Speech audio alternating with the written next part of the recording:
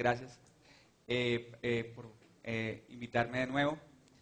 El día de hoy vamos a hablar de un tema que está muy de moda, digámoslo así, y es el tema de protección de datos personales.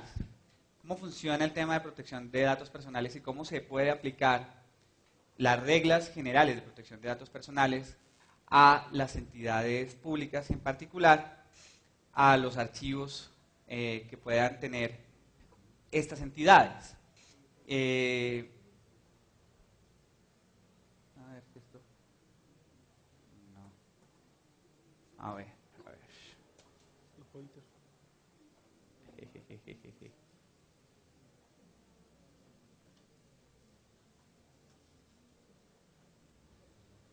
Vamos a ver. F5. Pero estaba funcionando ahorita. Es que no sé. Espérate que creo que es de la legal de la información y de conformidad a esa clasificación, cómo es la aplicación de las normas de protección de datos personales en cuanto a las reglas generales que creó la ley 1581 del 2012, la ley 1266 y otras normas que vamos a ver por el camino. Pero adicionalmente a eso vamos a ver cómo eso tiene implicaciones dentro de aspectos tan generales y tan sensibles como la intimidad de las personas.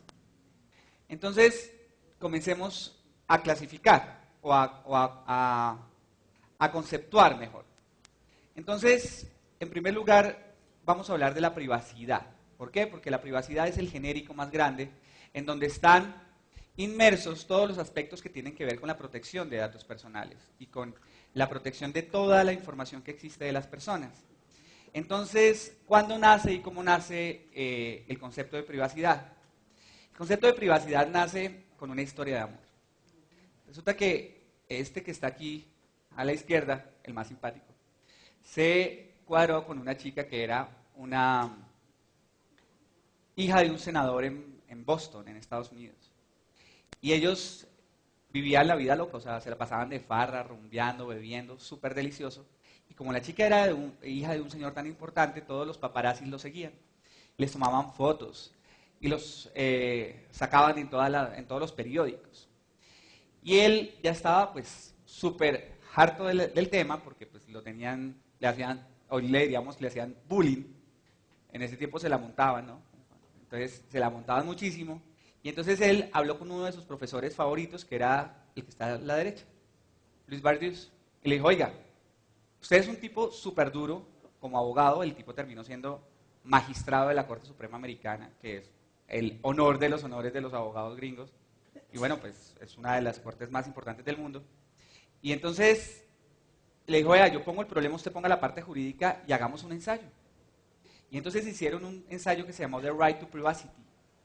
En ese ensayo, que se llama The Right to Privacy, terminaron concluyendo que la privacidad es ese derecho que tenemos las personas a estar solos y en nuestra soledad hacer lo que se nos venga en gana. Es decir, que si un señor, por ejemplo, es casado, tiene hijos, pero llega a la casa a las 4 de la tarde y no hay nadie y quiere colocarse los tacones de la mujer, la falda y cantar La Maldita Primavera, es un lío, man. Lo puede hacer si nadie lo ve porque es su privacidad, es lo que a él le gusta hacer y se siente bien. ¿Y quién se la monta? Nadie, si no lo ven, ¿no? Porque si lo ven, pues qué boleta. Pero en la vida real, esa es la privacidad, es ese derecho que cada uno tiene a hacer lo que se le venga en gana cuando se le venga en gana y que nadie más lo juzgue, lo mire o lo califique. De ese concepto que nace en 1890, bueno, digo nace como concepto, porque evidentemente la privacidad existe desde otros puntos de vista. En la historia, me explico. Y además, no solamente en la historia, sino que la privacidad es un concepto que es además cultural. Si ustedes ven la foto que está a su mano izquierda, esta foto es de los baños públicos de Roma. Entonces, allá los señores se sentaban a hacer negocios y otras cosas, ¿no?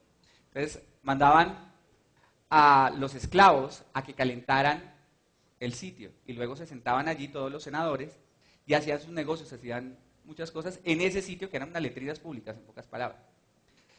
Y el que está aquí, a la derecha, es un aeropuerto en Turquía. Y entonces, pues ahí la gente se agacha, se arrodilla, bueno. Y entonces hace sus necesidades, vea que no tiene puertas. Adicionalmente a eso, pues al lado hay como una manguera, sale agua. Entonces los occidentales pensamos, hijo de madre, ¿en dónde habrá estado esa manguera? ¿Qué evidencia esto? Evidencia desde el punto de vista real que la privacidad de las personas es un concepto subjetivo y cultural. Me explico. Cada persona puede tener un concepto propio de privacidad. Pensemos, por ejemplo, frente al pudor. Una chica puede salir mostrando, mejor dicho, no mostrando, sino no dejando ver demasiado, y otra puede vestirse como una monja. Es un tema subjetivo y cultural. Resulta que si nosotros salimos ahora por la carrera séptima y nos vamos a dar un paseo y vemos que sale una chica en tóplex o sin nada en la parte superior de su vestimenta, pues todos los tipos comienzan a mirarla. Uy, no, ¿qué es esto? ¿Qué está pasando? Y las chicas la miran y dicen, no, mire, la tiene celulitis, qué boleta, qué vieja tan fea, no sé qué. Y la policía va y la coge, la detienen, de todo. Pero si usted, por ejemplo, llega a Leticia, Amazonas, y una señora chiquitica con la nariz así plancheta, mostrando los senos, y un poco de collares acá, se le lanza, pues usted la abraza y se toma una foto, ¿sí o no? ¿Por qué? Porque es un tema cultural. Entonces, evidentemente hay que tener en cuenta para analizar la privacidad de todos los conceptos dos temas. Subjetivo, cada una de las personas y él como persona. Y lo segundo, la parte cultural, de dónde es y cómo funciona dentro de su criterio o dentro de su entorno social, la privacidad. Ahora bien, partiendo de esa base que ya tenemos, vamos a ver cuáles son los aspectos de la privacidad. Ojo, la privacidad es un genérico, del que hacen parte muchas cosas que nosotros en nuestra Constitución, por ejemplo, las tenemos segregadas, como pensemos en el buen nombre. Entonces, el buen nombre es el derecho de las personas que tenemos a que nuestro nombre no sea vilipendiado o que sea protegido desde muchos puntos de vista. Por ejemplo, desde el punto de vista penal, la injuria y la calumnia. ¿Okay? Entonces, esa es una forma de protección del buen nombre. La injuria es cuando te dicen algo que va contra, o sea, que no es cierto, como por ejemplo a una chica le dicen, oiga, usted es una vagabunda. Eso es terriblemente injurioso, a no ser que sea cierto. Vea, aquí están las fotos, con este estaba ayer, con este antier, lo vi. Entonces, ahí la chica no se podrá defender. Y la calumnia es cuando se le imputa la comisión de un delito. Entonces, usted es un ladrón, usted es un homicida. También está un derecho que es muy novedoso, por ejemplo, el derecho a la propia imagen. Pregunto, ¿será que una persona que le toman una foto en un sitio público como este, ahora que estaba viendo que ustedes son unos duchos en redes sociales, y la suban a Facebook y lo taguean, es decir, colocan su nombre ahí debajo, ¿será que tiene derecho a que le quiten ese nombre y esos datos de ahí? ¿O por qué? ¿El derecho al olvido? No sé, o sea,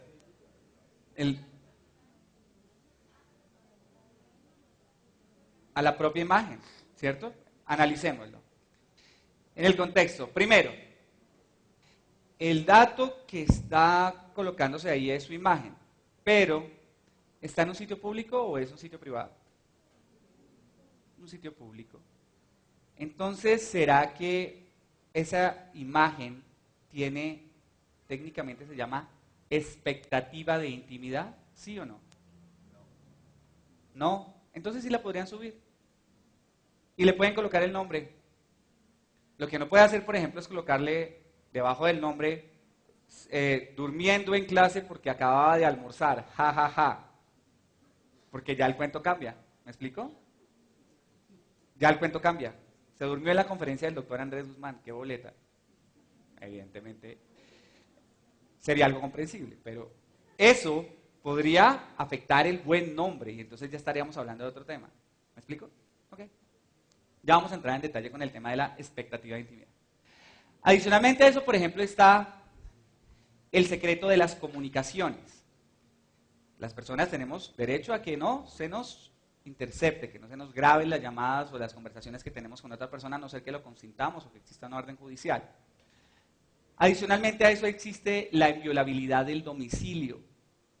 Es decir, a mi casa nadie puede entrar a ver lo que yo tengo allá. Eso tiene una expectativa de intimidad altísima, a excepción de cuando llegan con una orden judicial o sucede un delito en flagrancia. ¿Okay? Esas son las diferencias. ¿Okay? Y está adicionalmente a eso dentro de la privacidad, ojo, todos los que hemos hablado son aspectos de la privacidad, un derecho muy importante, y es del que vamos a hablar hoy, que es a tener datos personales. Es decir, que yo tengo derecho a que mis datos, a saber dónde están mis datos, quién tiene mis datos y de qué forma los tiene. De forma general y desde el punto de vista legal, la información tiene varias clasificaciones. La primera de la que vamos a hablar es el secreto. Entonces, ¿cuándo hay una información secreta? Ustedes son unos duros en temas de archivo, entonces me imagino que tienen que saber, obviamente, que cuándo hay información secreta. ¿Cuándo algo es secreto? ¿Cómo? Que no se divulga, pero ¿cuándo esa información uno sabe que es secreto? O sea, ¿usted cómo sabe que algo que le entregan es secreto o no es secreto? Vale, vamos. Existen tres clases de secreto. Tres clases de secreto. El primero se llama el secreto profesional. Tiene una salvaguarda constitucional y es el que tenemos los profesionales en razón de nuestro oficio. Entonces, un abogado, como yo, si alguien viene y me cuenta un cuento, ejerciendo mi profesión, yo tengo la obligación de guarda de secreto. Yo no tengo que contarle nada de eso a nadie. A los médicos, los sacerdotes, los psicólogos, los contadores, en fin. El segundo tipo de secretos se llaman los secretos industriales. Están regulados por la decisión 486 del año 2000 o Acuerdo de Cartagena.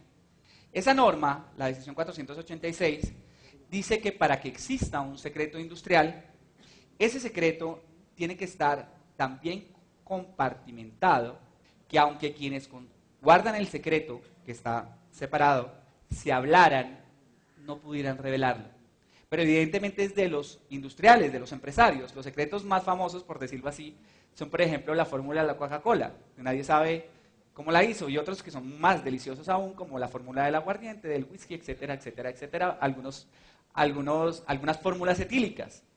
Evidentemente es muy importante que frente a esas fórmulas no se pueda hacer ingeniería inversa, porque ya dejaría de ser secreto. O sea, si yo cojo y segrego esa fórmula o cojo la Coca-Cola y la separo y veo de qué está hecha, y fuera muy fácil, pues el secreto se pierde. Entonces, tiene unas características generales que están dentro de esa decisión 486. Si alguien quiere preguntar algo, levanta por favor la mano y vamos de una vez. No sé si esa sea la mecánica, pero a mí me parece mejor para poder ir sacando, o sea, absorbiendo dudas y no dejarlas todas para el final. Entonces, si alguien tiene alguna duda sobre algo de lo que les cuente, levanta la mano y yo, con mucho gusto, si sé, les explico. Y el tercer tipo de secreto se llaman los secretos de Estado. ¿Cuándo algo es secreto de Estado? Cuando la ley o cualquier norma dice que es secreto de Estado. Apague y vamos. Es decir que la clasificación de secreto no la da el documento como tal, la clasificación que yo le doy al documento. Yo no puedo escribir, si le escribo yo algo ese secreto, pues eso no le da la clasificación, la garantía de secreto. Es más, lo que hace es que sea una boleta, porque cualquiera que pase, ve ahí secreto y dice, uy, ¿qué será esto? ¿Será que es muy secreto? Entonces eso ya se vuelve una boleta. ¿Qué es lo que es secreto de Estado? Pues la información que la ley dice que es secreto de Estado, como por ejemplo, todos los planes de guerra del Estado colombiano, toda la información de armamento del Estado colombiano, toda la información que es producto de investigaciones de inteligencia militar, policial, de la ley de inteligencia, la Dirección Nacional de Inteligencia, toda esa información es secreto de Estado. ¿Por qué? Porque una norma lo dice. El secreto de Estado tiene una característica básica y fundamental, y es que solamente puede ser conocido por quien lo produce para los fines que le otorga la ley, para nada más. Y tiene un lapso que también le da la norma, que es muy extenso en el tiempo, que lo diferencia de las demás clasificaciones que ya vamos a ver. ¿Qué es la información confidencial? El término de confidencialidad es un término que nace del derecho comercial. Entonces la confidencialidad es un acuerdo que se hace para que cierta información sea tratada de una forma específica y no sea revelada por las partes. Es un acuerdo entre partes, es un contrato, normalmente se llama un NDA o No Disclosure Agreement o un acuerdo de confidencialidad, en el que los empresarios, por ejemplo, quieren hacer un negocio y le dicen, vea, yo a usted le tengo que entregar esta información, usted me tiene que entregar esta otra información. La información de los dos nos vamos a obligar a no entregársela a nadie. Cada quien maneja su información como a bien tiene. Eso hace que tengan cláusulas penales. Es decir, que si alguien, por ejemplo, cuenta o revela o sube a internet la información, pues tendrá un problema que está pactado dentro del contrato y tendrá que pagar unas sanciones o unas multas. También normalmente tiene unas cláusulas de destrucción de información de partes, etcétera, etcétera. Pero es un acuerdo de partes, la confidencialidad. Hoy en día se utilizan sistemas de confidencialidad que se basan en software. Entonces utilizan programas, pensemos, para ser muy básicos, como el Acrobat Reader, con el que se ven los PDFs, y entonces le dice, vea, yo le voy a mandar esto en ese PDF, usted lo abre con esta contraseña, pero el archivo tiene adjunto, como, por decirlo así, un track, un log de seguimiento. Cada vez que alguien lo abre, genera un archivo que le dice a la otra persona quién lo abrió, cuándo lo abrió y para qué lo abrió. Y entonces él sabe hasta dónde llega la información confidencial que está viendo o que no está viendo. Adicionalmente a eso, existe otra clasificación de información, que es la información reservada. ¿Qué será la información reservada?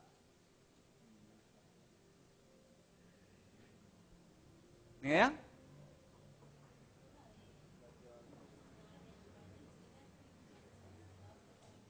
Muy bien, doctora. Muy bien. 5. Anóteme ahí. 5 para la doctora. Que el hashtag y todo eso ahí la doctora también. Entonces, ¿por qué? Ella dice, la historia clínica. Claro. ¿Por qué? Porque la ley 23 de 1981 dice que las historias clínicas tienen reserva legal. Entonces, ¿qué será la reserva? ¿Qué será reservado? Ojo, lo que la ley dice que es reservado. Lo que la ley dice que es reservado. Es exactamente lo mismo en la clasificación secreta. Entonces, ¿qué información es reservada? Las historias clínicas.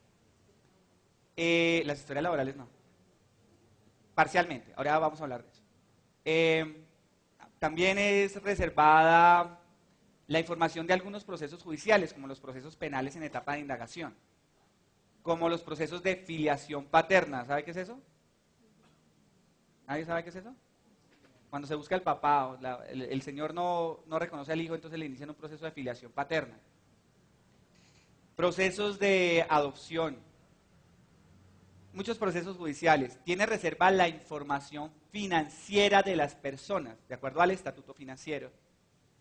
Tiene reserva la información del comerciante. Todos los documentos del comerciante son reservados de acuerdo al Código de Comercio.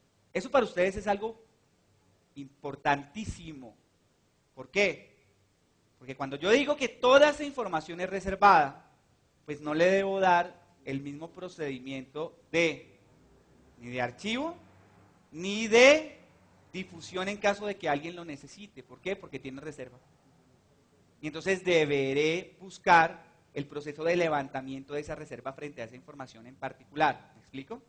Es decir, eso que les acabo de decir de la reserva es algo sumamente importante, que normalmente no se tiene en cuenta dentro de los procedimientos que se hacen.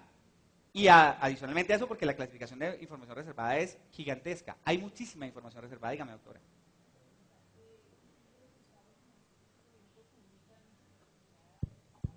Incluyen los estados financieros. Ojo, con algunas excepciones. ¿Cuál? La información que la ley hace pública. Me explico. Los documentos del comerciante son reservados, por ejemplo. Eso es una norma general. Pero la ley obliga a que las sociedades anónimas publiquen sus estados financieros. Es una excepción normativa que hace que otra norma del mismo carácter, que es otra ley, levanta esa reserva. Sucede en otros casos, como por ejemplo la información de las personas vamos a lo mismo, la información que está dentro del registro de los comerciantes, dentro de las cámaras de comercio. Entonces el registro mercantil tiene una información que es propia del comerciante, pero que la ley dice que debe estar dentro del registro público. Pensemos un solo caso, el del registro único de proponentes y los valores de los contratos. Ellos significan, o alguien que mire el registro único de proponentes de una compañía podría saber cuánto vendió el año anterior y podría también saber de quiénes son sus clientes y cuántos son sus contratos, qué valores tienen, cuánto tiempo duraron, que sería una información propia del comerciante. Sin embargo, la ley dice que esa información, si el comerciante lo decide, la puede publicar en el registro único de proponentes y eso lo hace mucho más competitivo y etcétera, etcétera. Y entonces lo autoriza. ¿Está bien? Vale, listo. Entonces, es una excepción. Muchas gracias por la pregunta. Adicionalmente, existe otra clasificación de la información, que es la información íntima. ¿Qué es la información íntima?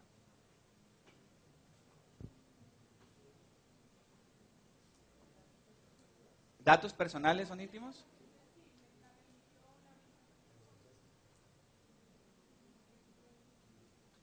Depende. Vamos a ver. Cada uno piensa en algo muy íntimo. Ahora cuéntemelo. Clarísimo. Esa es la información íntima. La información íntima es aquella que yo no quiero que los demás sepan. Esa es la información íntima. La que yo no quiero que las demás personas conozcan. Lo raro es que todos se rieron. ¿Qué sería esa vaina? Bueno, dejemos así.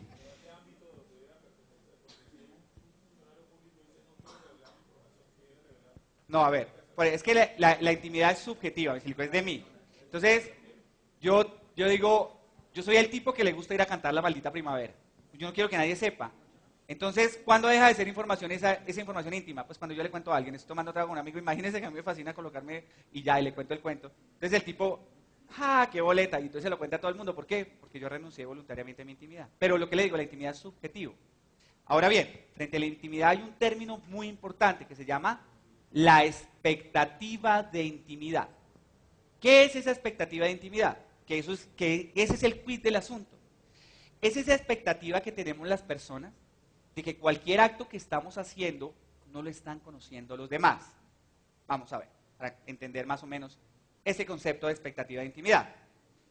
Dentro de una residencia, dentro de una casa, pues, dentro de un apartamento, ¿habrá expectativa de intimidad?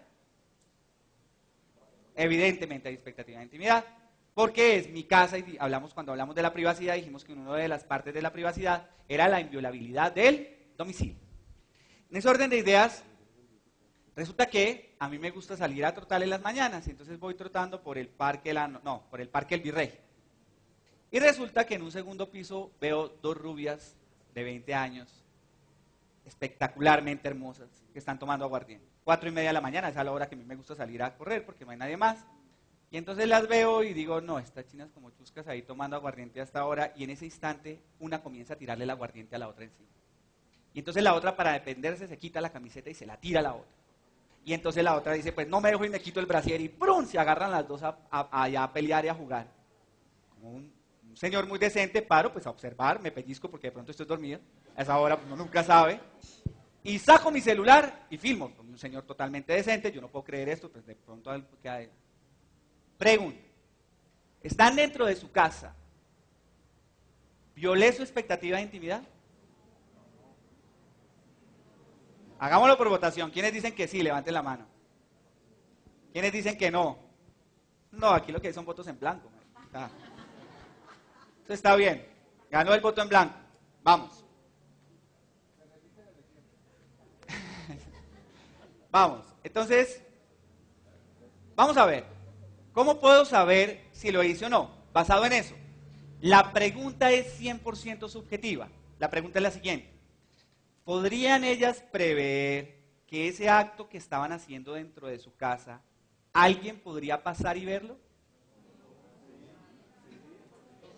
¿Era previsible? Claro que era previsible, porque tenían la ventana abierta. Entonces, voluntariamente renuncian a su expectativa de intimidad.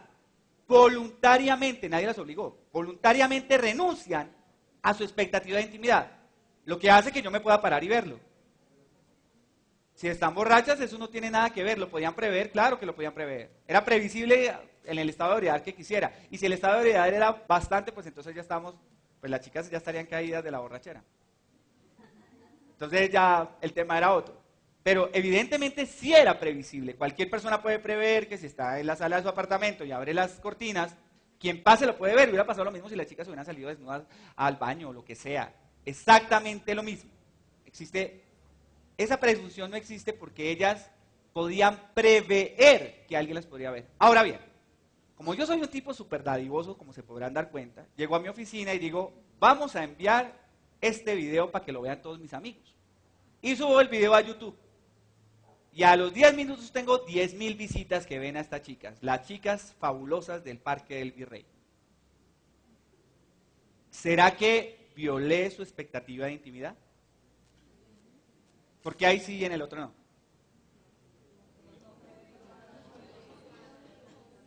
Correcto. Porque evidentemente ellas podían prever que alguien podía pasar y verlas. Lo que no podían prever era que las podían filmar y que todo el mundo las iba a conocer y que las iba a ver y que iban a saber que, pues, cuáles eran sus juegos locos. Y que o sea, eso no lo podía prever, eso era técnicamente imprevisible. Eso no era previsible, eso va más allá de su prevención. ¿Ok? Entonces, como va más allá, efectivamente viola su expectativa de intimidad. Pero miren lo que les acabo de explicar. Y esto es súper importante y trascendente acá. Y es que aunque el acto sea en un sitio público, tiene una expectativa de intimidad relativa, se llama eso técnicamente. Y es que todo el mundo no podrá verlo sino los que están ahí. Y entonces ahí uno puede entrar a hilar más pequeño. Y usted se pone y dice, bueno, este man viene y nos cuenta este cuento, pero yo todos los días uno prende el noticiero y ahí, usted no sabe quién soy yo. O salen un poco de gente ahí en la calle y los boletean a todos y no les tapan la cara ni nada, borrachos sin control. Entonces, sí, yo estaba borracho con no sé qué locura. Entonces, ¿qué pasa ahí? Evidentemente existen excepciones. ¿Cuáles? La primera son los personajes públicos. Me explico. Las personas del común, nosotros los que somos normales y corrientes, tenemos expectativa de intimidad. Pero los actores de televisión, los que todos conocemos, los personajes públicos, no la tienen. Y por eso los paparazzis tienen trabajo y por eso los tipos se pueden meter a su casa, pueden filmar desde afuera, pueden usar binoculares, pueden colocar cámaras escondidas y grabadoras dentro de la casa de las personas que son populares. ¿Por qué? Porque ellas, de acuerdo a la jurisprudencia, cambian la expectativa de intimidad por la popularidad. Así de sencillo. Como son populares, a todos nos interesan. Y entonces usted dice, bueno, listo, pero entonces pensemos en el man de usted no sabe quién soy yo. Ese señor, ¿por qué lo boletearon tanto? ¿Él podía haber hecho algo legalmente? ¿Sí o no? ¿Era popular? ¿Alguien lo conocía? Pero él dijo que era sobrino del expresidente Gaviria, que sí es un personaje público. Entonces, por conexidad, se volvió un personaje público. Apague y vámonos, pendejo. Entonces, ahí ya lo pueden boletear. La embarró. Así de sencillo.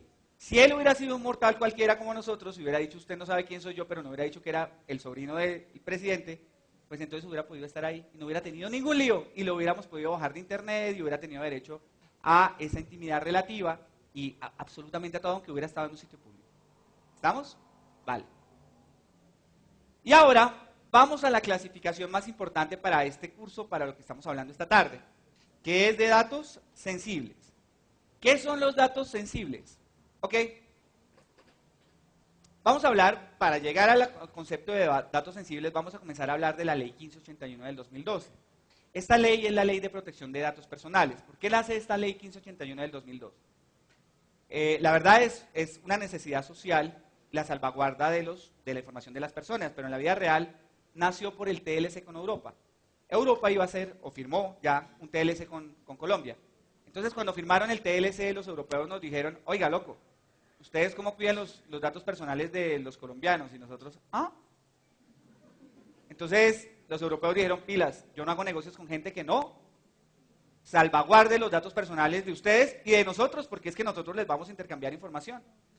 Y entonces, o ustedes lo salvaguardan, o esta vaina no puede ser. Y entonces ahí sí se movieron al Congreso y sacaron esta Ley de Protección de Datos Personales, que evidentemente gracias a ese empujón que dieron los europeos, pues es una copia completica e idéntica de la Ley de Datos Europea. Hay dos tipos de protección de datos en el mundo. Está la protección de datos europea, que es muy conservadora, es yo guardo toda la información y no la comparto con nadie. Y está el Open Data, que son los gringos. Entonces los gringos dicen, tranquilo, usted mete un número de teléfono celular a internet gringo y le aparece quién es el dueño, cuándo lo compró, a dónde llama, cómo llama, todo. Ellos entregan toda la información, pero ojo, usted solo le puede dar el uso para el que dice que se lo puede dar. Si le da un uso distinto, no dicho, le meten al estilo gringo 17 cadenas perpetuas, 250.550 años de cárcel, más 2 penas de muerte. Ajá. Tal cual, al estilo gringo. Entonces, usted, lo puede volver. Hubo un caso de un señor que era un abogado y entonces allá recuerden que hay jurados de conciencia. Entonces, los abogados escogen a los jurados de conciencia.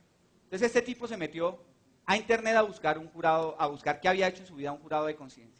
Este era un caso, como piensen ustedes, el de las pirámides, era un caso de dinero, de financiero. Y entonces encontró que uno de los jurados había invertido plata, pensemos, para hacerlo a lo colombiano, en una pirámide un día. Y entonces, cuando iban a calificar al testigo, al jurado, levantó la mano y le dijo al juez, mire, señor juez, este señor tiene una predisposición en contra de mi cliente, puede tenerla, porque él tuvo este caso. Y entonces expuso y le dijo, ¿y usted dónde sacó la información? ¿De internet? Ah, ya. Y entonces buscaron para qué se podía usar, y se podía usar como para 5 cosas, pero para nada reputacional, decía ahí. El uso no puede ser reputacional, y evidentemente ese era un uso reputacional. Pues le dieron más clase al abogado que al cliente. O sea, los gringos son así. Entonces, están esos dos puntos de vista. Como nosotros seguimos la norma europea, nosotros somos conservadores, nosotros salvaguardamos la información. ¿Qué es lo que hace esta ley? Esta norma, la 1581, dice que la información personal es cualquiera que pueda identificar a una persona natural, dice ella. Ya vamos a hablar de eso, de las personas naturales y de las personas jurídicas frente a esta ley 1581, pero en primera instancia la norma dice que habla de las personas naturales, que son los datos con los que se puede identificar una persona natural. Y dice, vea, todas las personas, todos los ciudadanos en Colombia, tenemos derecho a saber dónde está esa información nuestra. Pero ojo, cuando se trata de datos sensibles, tenemos derecho no solamente a saber que ahí está, además tenemos derecho a suprimirla, a rectificarla, tenemos derecho a poder tener el control sobre esa información que está allá. ¿Está bien? Sobre los datos sensibles, no sobre todos los datos. Entonces vamos a analizar qué significan datos sensibles. Entonces, el artículo 5 de la ley 1581 hace la definición de datos sensibles. Entonces dice que se entiende por datos sensibles aquellos que afectan la intimidad del titular. Apague y vámonos, porque acabamos de explicar qué es la intimidad. Y entonces cuando hablamos de la intimidad del titular estamos hablando de un aspecto subjetivo, es decir, que no podemos saber. Vamos al caso puntual. Resulta que me llaman a venderme unos canales de televisión. Buenas, ¿cómo está? Mire, lo que pasa es que yo sé que usted tiene DirecTV, entonces usted tiene 350 canales, pero le faltan 3. Sin esos 3, sus hijos van a crecer con taras, usted va a crecer mal, su mujer lo va a echar de la casa, compre los 3 canales que le hacen falta y friegan y friegan. Le dice, está bien. Venga, pero ¿usted por qué me está llamando? No, porque es que usted, como es cliente mío, yo le puedo llamar cuando quiera. No, yo le tendría que autorizar de acuerdo a la ley 1581. Entonces, ¿qué debería decir el señor de DirecTV? Debería decir, ¿por qué? ¿Eso es un dato sensible? No, usted entra a internet y busca en su perfil de Facebook y ahí está su número de celular. Usted tiene tarjetas personales y ahí está el número del celular. O es que usted no compró el celular para que lo llamen. Ese es un dato público, lo tiene cualquiera. ¿O para qué lo quiere? Y usted que le termina diciendo, pues sí, perdón. ¿Sí o no? Porque el señor tiene razón. Tiene toda la razón. Contrario sensu, si por ejemplo un señor, que no soy yo obviamente, compra un celular y el celular, cada vez que timbra, el señor contesta mi amor. Lo llama la mamá, la mujer y una amiga. Entonces no tiene pierde. Hola mi amor. Ni mira el identificado. Solamente para esos 3 números tiene ese señor el teléfono. Y lo llaman a la misma llamada directiva. ¿Será que el señor tiene una expectativa de intimidad sobre ese número? Sí. ¿Por qué? Porque no lo tienen sino 3 personas y no lo tiene publicado. ¿Me explico? Entonces, el tema, esto hay que medirlo muy bien. El tema, por ejemplo, de que no me envíen información al correo o que no me llamen, pues depende de la expectativa de intimidad que tenga el número. Porque aquí estamos hablando de un dato íntimo, porque ustedes pueden leer la demás clasificación que está ahí, que ya la vamos a analizar, y en los demás casos, pues no es información íntima, es información pública, ¿cierto? Entonces, cuando el número de teléfono es público, pues sí, no me llame. Pero cuando el número de teléfono es público, pues llámeme cuando quiera, porque ¿qué más podemos hacer si yo compré ese teléfono para que me llamara? Ahora bien, vamos a comenzar por abajo. Entonces, adicionalmente a eso, o cuyo uso indebido puede generar discriminación, tales como orientación política, las convicciones religiosas, filosóficas, pertenencia a sindicatos, organizaciones sociales de derechos humanos, o que promuevan intereses de cualquier partido político que garanticen derechos y garantías de partidos políticos de oposición, así como los datos relativos a la salud, a la vida sexual y a los datos biométricos. Vamos a comenzar por los datos relativos a la salud, porque ya hablamos de ellos. Entonces aquí dijimos que la ley 23 de 1981 salvaguarda los datos relativos a la historia clínica. Aquí estamos hablando de un tema totalmente mayor. Los datos relativos a la salud. ¿Eso qué significa? Que si, por ejemplo, yo tengo un archivo de hojas de vida de empleados, en ese archivo de hojas de vida de empleados estarán las excusas médicas de estos empleados, porque no vinieron a trabajar. Y esas excusas médicas tienen datos relativos a la salud, por lo tanto son datos sensibles. ¿Me explico? Que no hacen parte de la historia clínica, ya no tiene nada que ver con esa reserva que trae la ley 23. Sino aquí estamos hablando de sensibilidad. Ese dato ya es sensible. Y entonces así puede comenzar con muchísimas otras cosas. Puede comenzar a ver todo lo que tiene que ver con la salud de cualquier persona. Cámaras de video. Preciso, llamaron al profesor al celular. Apague el celular, doctor. Entonces, cámaras de video, por ejemplo. Entonces las cámaras de video que están puestas en una sala de urgencias. ¿Tienen datos sensibles? Total. Datos relativos a la salud. ¿Quién estaba enfermo ese día y a esa hora? Y así, todos los datos relativos a la salud se convierten en datos sensibles, que es un espectro mucho más amplio que la historia clínica. En segundo lugar, los datos relativos a la vida sexual de las personas. Ojo, una pareja se filma teniendo relaciones, sexo explícito. Y eso les gusta subir eso a internet y lo suben a internet. Y se separan. Y la señora dice, uy, no, me voy a levantar otro tipo y este man entra a alguna página por ahí, ve esa porquería. De pronto le gusta, pero qué tal que no. Eso es mejor bajarlo. Pues, ojo, subir a internet la información es facilísimo, pero bájela. O sea, desaparezcala. Eso es casi imposible. Eso es una odisea. Pues resulta que basado en esta ley, esa persona, como ese es un dato relativo a la salud, tiene derecho a suprimirla. A enviar un mensaje a la base de datos y decirme, usted tiene un dato relativo a mi vida sexual, que es ese video, hágame el favor y quítela. Lo que no le pasó, por ejemplo, a doña Luli Boza. Si ella hubiera tenido ese mismo derecho, claro, ella era un personaje público. Pero ella hubiera podido decir, suprima el dato, porque es un dato relativo a mi vida sexual. Esta ley, pues como es del 2012, en ese tiempo no aplicaba. Todos los datos relativos a la vida sexual se pueden suprimir. Entonces ahí estábamos hablando de muchísimas cosas, como fotografías íntimas, historias de personas, o sea, toda la información que pueda tener que ver con la vida sexual. Y por último, los datos biométricos. ¿Qué son los datos biométricos? Pues los datos biométricos son cualquier forma en la que yo pueda identificar a una persona por su cuerpo, incluida su voz. ¿Está bien?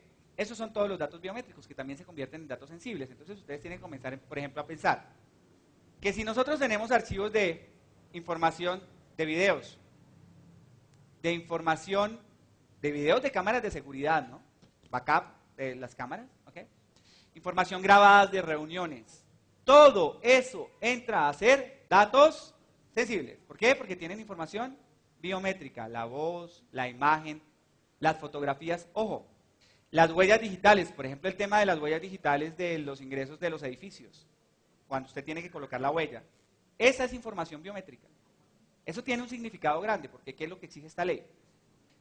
Que para que usted entregue esa información biométrica, para que alguien se la exija, usted tiene que entregarla voluntariamente, usted nadie lo puede obligar.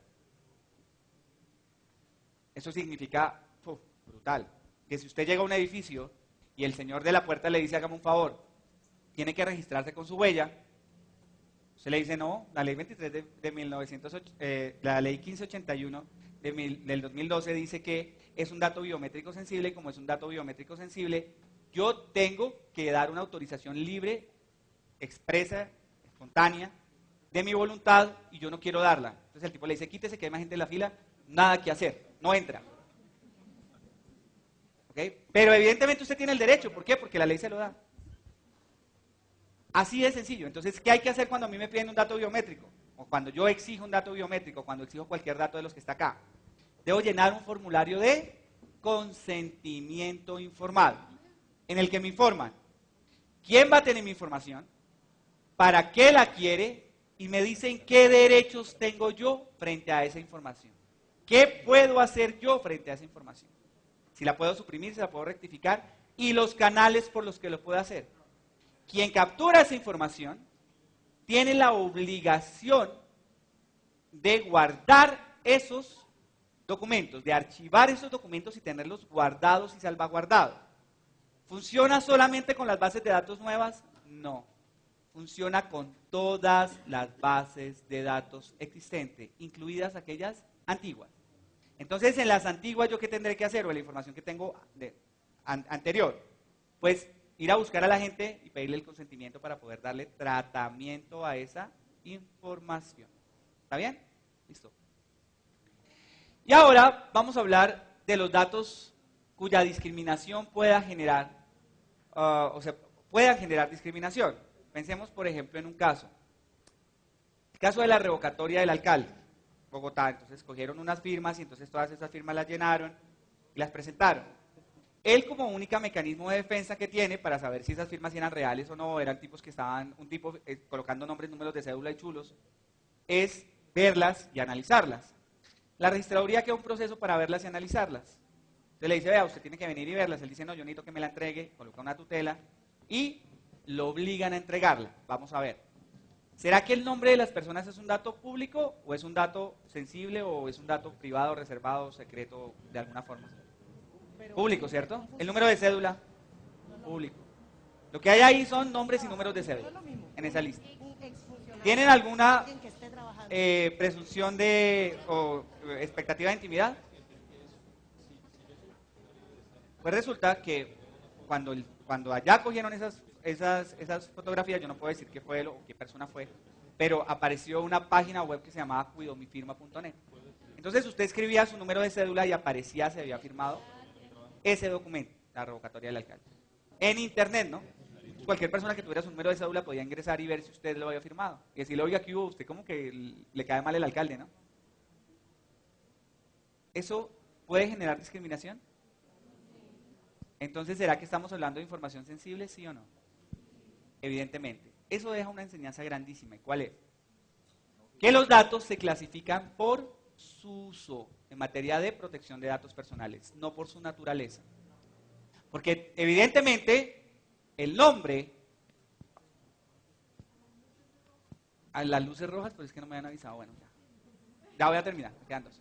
Entonces, el nombre y, claro, entonces el nombre y el número de cédula por su naturaleza no son datos sensibles, pero por su uso se convierten en datos sensibles. Ok. Entonces, ¿quién vigila esto? Lo vigila la Superintendencia de Industria y Comercio. Si alguna persona tiene algún problema con protección de datos personales, pues deberá ir a la superintendencia, primero agotar la vía directa, o sea, decirle a la persona, oiga, suprima mis datos. Y si no se lo suprime, pues puede ir a la Superintendencia de Industria y Comercio que da la protección. Las multas llegan hasta los 1.200 millones de pesos. Y en el caso de los funcionarios públicos, es una falta gravísima que conoce de poder preferente la Procuraduría en la investigación.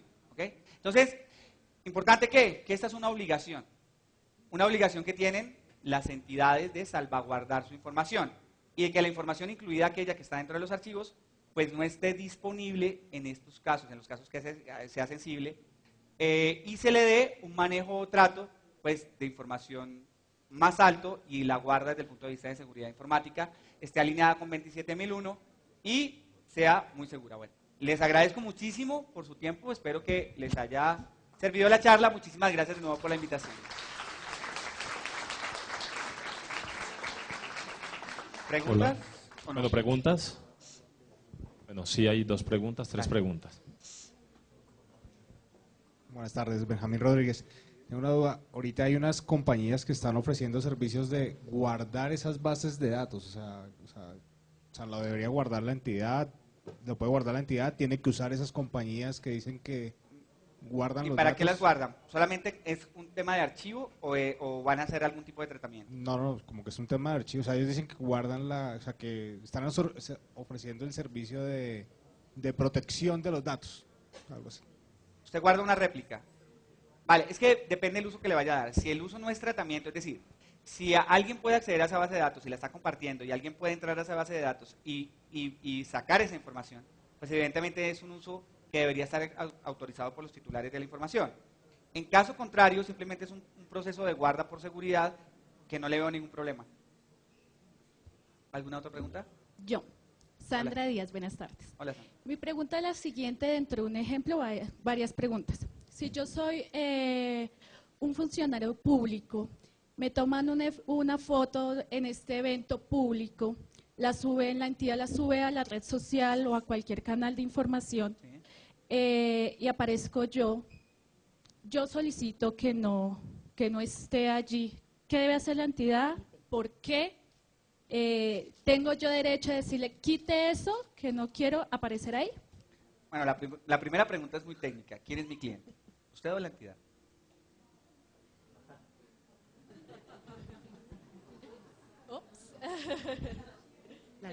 Porque si es la entidad, pues la entidad lo hizo perfecto. Es un sitio público, usted no tiene ninguna presunción de intimidad. La página web es la página institucional, estaba en un evento institucional y le estaban pagando a usted por estar ahí además. Porque usted debería haber estado trabajando y estaba acá sentada y entonces no tiene ningún problema. Pero si el caso es si mi cliente es usted, pues el tema es totalmente contrario. Evidentemente, usted tiene una expectativa de intimidad propia y el derecho del uso de su imagen no está incluido en su contrato de trabajo. Su contrato es para hacer unas cosas dentro de las que no está incluida el uso de su imagen. Y si quieren usar su imagen comercialmente, pues tienen que pagarle o incluirlo dentro de las otras actividades que les son asignadas. ¿Me explico? O sea, Sí, perfecto. soy un abogado. O sea, entonces usted me tiene que poner de algún lado, porque si no me pone de algún lado, pues entonces yo le doy los dos puntos de vista para que usted lo entienda. Pero serían dos alegatos y evidentemente es un tema que tiene su validez desde un punto de vista, o sea, los dos puntos de vista son válidos, ¿me explico? Entonces, pues hay que discutirlo y lo que hace normalmente es, quien decide es ponderar derechos y decir, este derecho es más importante que el otro y toma una decisión. ¿Claro? ¿Vale? Claro, gracias. No, con mucho gusto. Buenas tardes, Jaime Giraldo. Hola, Jaime. Desde el punto de vista jurídico, el documento es público y privado, desde el punto de vista jurídico. No. No. Estas son algunas de las clasificaciones que existen, pero hay otras más. Sí, claro. Las que yo les dije, entonces puede ser secreto, puede ser reservado, puede ser confidencial, puede ser privado, semiprivado, público, semipúblico. Esas son definiciones que no traje porque son de la ley 1266 y bueno, me meto en otra cosa y entonces terminamos como en un curso de 2 años. Pero en general, estos términos que les di son los de que clasifican la información. O sea, no es público o privado, eso no. Pueden ser muchísimas de las cosas que les di y un documento puede tener distintas clasificaciones. Por ejemplo, la historia, un documento de una persona, de un paciente, una formulación puede ser parte de la historia clínica y además de los datos relativos a la salud. Entonces puede ser sensible y además de eso puede ser reservada. ¿Me explico? Vale, entonces ahora sí pregunto. A ver, si nosotros hemos aprendido eso, dependiendo de dónde se origina el documento, si lo origina una institución pública, es público. Si lo origina una institución privada, es privada. O sea, pues usted está hablando Ahora, por desde- su origen. exactamente, Por su origen viene, por su origen. no, pero entonces no es. Entonces arreglemos eso. Si viene de una entidad pública, pues entonces viene de una entidad pública. Y si viene de una entidad privada, viene de una entidad privada. Pero eso no hace que sea público o privado. ¿Me explico? Eso no le da ninguna presunción desde el punto de vista legal. Ok. ¿Está bien? Gracias.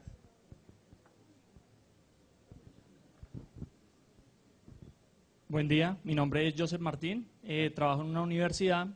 Mi pregunta es más asociada a las hojas de vida académicas.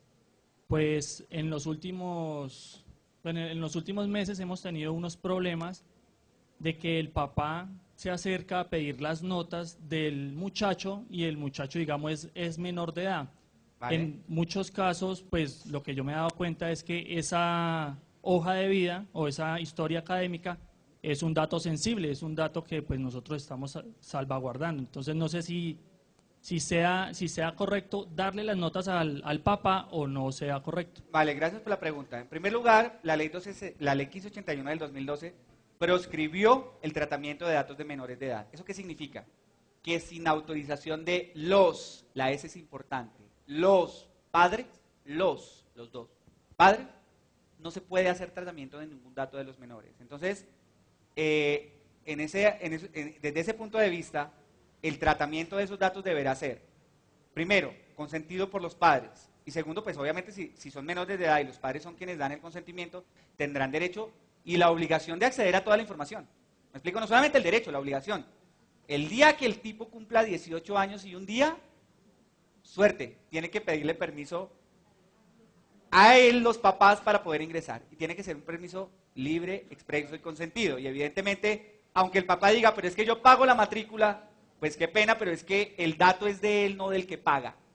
Así de sencillo. Y es un dato que puede tener algún grado de intimidad y entonces no. Es más, la superintendencia sacó un caso particular en el que dice que ni siquiera se pueden colocar las notas de los alumnos en las puertas de los salones. O sea, usted no puede ver que se tiró la materia, mucho loco. No, baila, perdió el año. Eso no se puede. ¿Ok? Eso ya, suerte, ya no se puede. ¿Está bien? Ojo, claro, esta norma tiene dos excepciones que son importantes. Ojo, y esto es bien importante. Tiene dos excepciones. ¿Cuáles son? Aspectos legales, yo no puedo llegar a decir a la registraduría, qué pena, yo no le coloco el dedo acá porque ese es un dato biométrico y entonces el tratamiento, y Andrés me explicó, suerte. Es una obligación legal. Y a la otra excepción son los aspectos contractuales. Recordemos que las universidades hacen un contrato de educación con los pelados. Y entonces, como tienen un contrato, en ese contrato yo puedo escribir esos temas que estamos hablando y se puede arreglar. ¿Me explico? ¿Está bien? ¿Listos? Bueno, le agradecemos muchísimo. No, a ustedes, por que tengan tiempo. un muy buen curso y que estén muy bien de nuevo. Muchas gracias por la invitación.